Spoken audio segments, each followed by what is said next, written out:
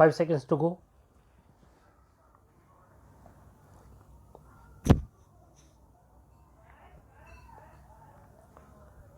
Start. The learned counsel then referred to the rationale for enacting section 238A by referring to the Insolvency Committee report, which introduced the aforesaid section and strongly relied upon the fact that in all these cases recovery proceedings were ongoing before the Debt Recovery Tribunal and or the appellate authority under the Recovery of Debts Due to Banks and Financial Institutions Act 1993, and that by not applying section 18 of the Limitation Act to the IBC, recoveries will not be thwarted. He also added that the main plank of the submission of the appellant was that a huge sum of rupees 12,000 crore would otherwise go down the drain if acknowledgements in balance sheets were not to be looked at, and stressed the fact that this would be relevant only in recovery proceedings and not in proceedings before the IBC, which are not meant to be recovery proceedings at all, as has been held in several judgments of this court. He then relied upon two High Court judgments from the Andhra Pradesh High Court and Guwahati High Court to strengthen his submission that via section 18 of the Limitation Act, entries made in balance sheets do not amount to acknowledgement of debt. He also stressed the fact that no date of default has been mentioned in the original form that was submitted with the section 7 application, and that this would therefore be a non-curable defect on account of which the section 7 application should have been dismissed at the beginning. He then took us to various judgments of this court, which made it clear that if a period of 3 years had elapsed from the date of declaration of the account of a corporate debtor as a non-performing asset, the claim filed by a creditor is a dead claim which cannot be resurrected, having recourse to section 18 of the Limitation Act. Finally, he argued that the balance sheets in the present case did not amount to acknowledgement of liability, inasmuch as the auditor's report, which must be read along with the balance sheets, would make it clear that there was no undisputed acknowledgement of debt, but that caveats had been entered by way of notes in the auditor's report cannot be relied as a fit evidence for our purpose in this particular case.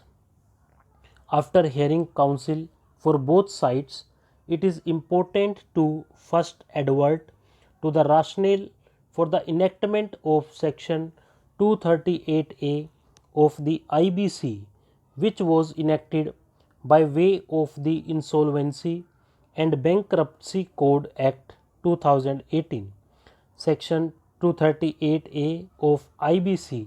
reads, "The provisions of the Limitation Act 1963 shall, as far as may be, apply to the proceedings or appeals before the adjudicating authority, the National Company Law Appellate Tribunal, the Debt Recovery Tribunal, or the Debt Recovery Appellate Tribunal, as the case may be. In Jignesh Shah versus Union of India, this court referred to the report of the Insolvency Law Committee of March 2018, which led to the introduction of Section 238A as having heard the learned counsel for both sides. It is important to first set out the reason for the introduction of Section 238A into the Code. This is to be found in the report of the Insolvency Law Committee of March 2018 as the question of applicability of the Limitation Act 1963 to the Code has been deliberated upon in several judgments of NCLT and NCLAT. The existing jurisprudence on this subject indicates that if a law is a complete code, then an express or necessary exclusion of the Limitation Act should be respected. In light of the confusion in this regard, the committee deliberated on the issue and unanimously agreed that the intent of the code could not have been to give a new lease of life to debts which are time barred. It is settled law that when a debt is barred by time, the right to a remedy is time barred. This requires being read with the definition of debt and claim in the code. Further, debts in winding up proceedings cannot be time barred, and there appears to be no rationale to exclude the extension of this principle of law to the code. Further, non-application of the law on limitation creates the following problems. First, it reopens the right of financial and operational creditors holding time barred debts under the Limitation Act to file for CIRP, the trigger for which is default on a debt above INR 1 lakh. The purpose of the law of limitation is to prevent disturbance or deprivation of what may have been acquired in equity and justice by long enjoyment, or what may have been lost by a party's own inaction, negligence, or default. Though the code is not a debt recovery law, the trigger being. Stop.